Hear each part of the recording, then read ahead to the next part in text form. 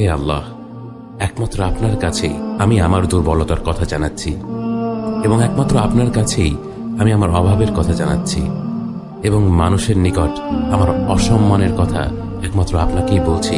হে আরহামার রাহিমিন, আপনিই তো প্রতিটি দুর্বল ব্যক্তির রব, এবং আপনিই আমার রব। আপনি কার কাছে আমাকে ছেড়ে দিলেন? এমন অচেনা মানুষদের কাছে যারা আমার ক্ষতি করতে চায়, নাকি এমন শত্রুর কাছে যাকে আপনি আমার চেয়ে অধিক শক্তি দিয়েছেন? হে আল্লাহ, যদি আপনি আমার উপর রাগ না করে থাকেন তাহলে এর কিছুতে আমার কিছু আসে যায় না, কিন্তু আপনার আশ্রয় পেলে আমার পরিস্থিতি আরেকটু সহনীয় হবে। হে আল্লাহ, আমি আপনার চেহারার নূরের কাছে আশ্রয় চাই, যা সব অন্ধকারকে উজ্জ্বল করে দিয়েছে, যা দুনিয়া এবং আখিরাতের সব বিষয়ের সংশোধক। আল্লাহ, আপনার রাগ এবং অসন্তুষ্টি থেকে আমি রেহাই চাই।